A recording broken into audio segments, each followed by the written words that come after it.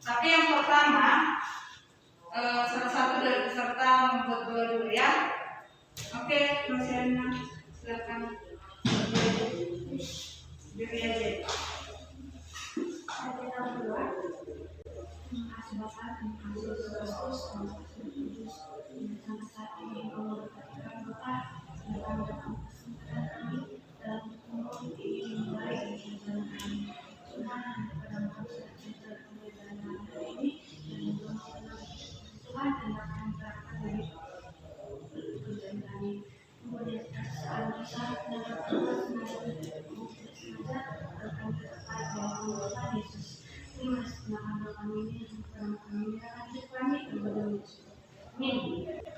Oke, terima kasih.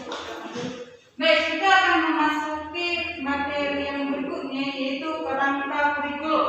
Nah, apa yang diharapkan dari pelatihan unit modul kerangka kurikulum? Ini harus kita tahu dulu apa sebenarnya yang diharapkan.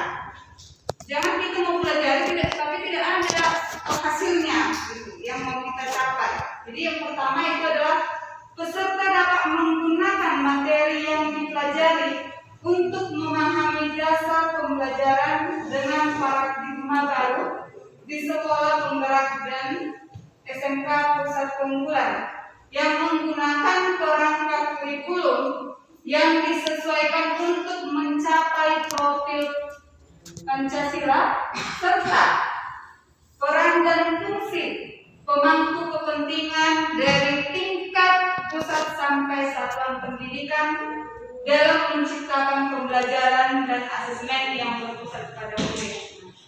Ya, ini asesmen atau pembelajaran itu berpusat pada murid ya.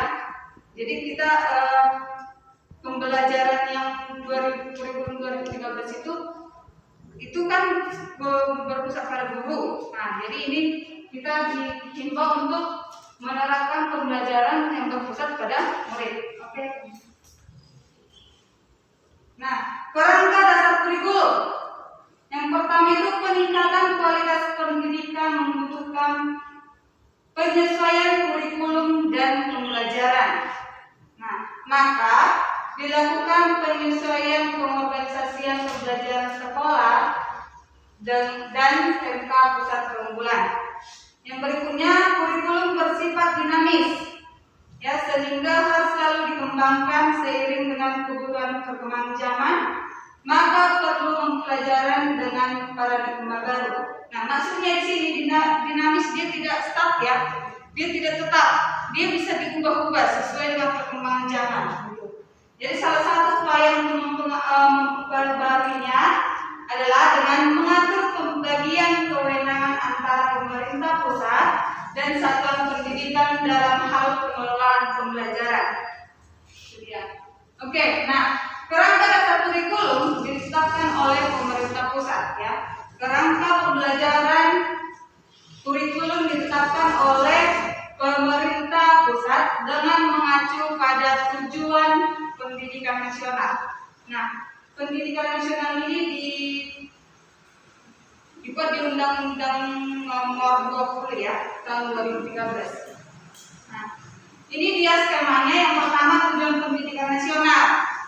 Lalu yang berikutnya profil belajar Pancasila, standar kelulusan atau standar kompetensi kelulusan. Nah, standar kompetensi kelulusan ini mengacu pada standar isi, standar proses, standar penilaian. Nah, dari standar proses maka dicapai dari pencapaian pembelajaran, struktur kurikulum, prinsip pembelajaran dan asesmen. Nah, kalau sudah tercapai pembelajaran, maka dari sana kalau sudah ada pencapaian pembelajaran, maka dari sana kita bisa membuat visi dan misi satuan pendidikan yang kompleks dan kebijakan lokal. Ya. Oke. Nah, memahami kerangka dasar dan struktur kurikulum. Kerangka berisi tujuan-tujuan yang tidak dicapai dalam konteks luas dan jangka panjang. Diharapkan kerangka dasar ini menjadi kompas dalam mewujudkan arah pendidikan di Indonesia. Nah, berikut ada penjelasan Tujuan Pendidikan Nasional itu menjadi rujukan dalam penyelenggaraan pendidikan di Indonesia.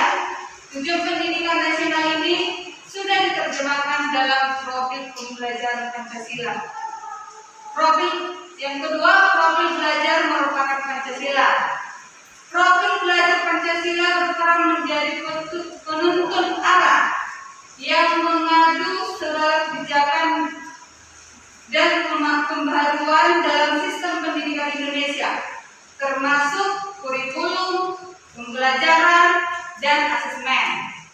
Dari perspektif penyusunan kurikulum, profil belajar Pancasila adalah tujuan besar, tujuan besar atau aspirasi yang perlu dicapai atau yang disebut juga dengan long term, luar jangka panjang.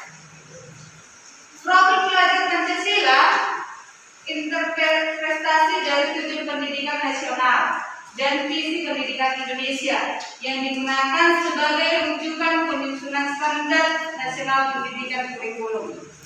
Jadi kita mengacu dari profil Pancasila ya. Lalu yang berikutnya standar nasional pendidikan. Standar pendidikan yang diacu sebagai kerangka dan sudah diterjemahkan pada struktur kurikulum, prinsip pembelajaran dan asesmen serta capaian pembelajaran. Nah, yang berikutnya struktur kurikulum. Struktur kurikulum yang ditetapkan oleh pemerintah menjadi acuan sekolah untuk mengembangkan kurikulum menuju tercapainya profil Pancasila. Dapat dikembangkan dengan kekhasan sekolah sesuai dengan visi misi dan tujuan sekolah. Struktur kurikulum ini berisi kegiatan ekstrakurikuler termasuk pembelajaran berbasis proyek untuk penguatan profil pembelajaran Pancasila. Yang berikutnya prinsip pembelajaran asesmen. Prinsip pembelajaran asesmen menjadi rujukan juga dalam penyelenggaraan pembelajaran dan asesmen di sekolah. Dan yang terakhir itu adalah capaian pembelajaran. Capaian pembelajaran merupakan kompetensi yang harus dicapai peserta didik sesuai dengan fase perkembangannya. Oke, sampai di sini materi yang bisa saya jelaskan. Bila ada teman-teman saya atau ibu bapak guru yang mau bertanya, silakan. Baik, tadi Ibu sudah menjelaskan beberapa tujuan dari pendidikan nasional dan terdapat adanya profil Pancasila. Nah, mau saya tanyakan Bu, apa yang menjadi dimensi dari profil Pancasila tersebut? Oke, jadi dimensi profil Pancasila itu ada 5 ya, ada 6. Yang pertama, gotong royong, beriman kepada Tuhan, bernalar kritis, kreatif, mandiri, dan inovatif. Oke, itu ya. Oke, paham ya Ibu? Oke, itu paham. Nah, jadi dari materi yang saya bisa sampaikan ini, saya akan memberikan penguatan. Jadi kerangka pembelajaran kurikulum itu ada 6 ya, ada 6. Yang pertama tujuan pendidikan nasional, profil pembelajaran merupakan Pancasila, standar nasional pendidikan, struktur kurikulum, prinsip pembelajaran dan asesmen, dan yang terakhir itu adalah capaian pembelajaran. Sampai di situ Bapak Ibu paham ya? Paham Bu. Oke, jadi untuk menutup pertemuan kita, salah satu dari peserta juga boleh memimpin doa. Saya serahkan kepada Ibu Nadia.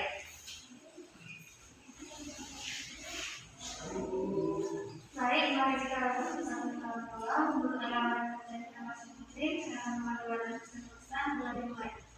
Bapak, terima kasih atas segala buat segala berkat dan kasih dan kasih yang ya Pak, sekarang kami telah selesai melaksanakan materi dosen kami di Bapak, kiranya ilmu yang kami dapat kami jelaskan di pelajaran dalam nama Tuhan Yesus. Saya berdoa dan bersyukur. Amin. Terima kasih. Oke, Bapak Ibu, sampai ketemu di materi selanjutnya. Selamat pagi. Pagi, Bu.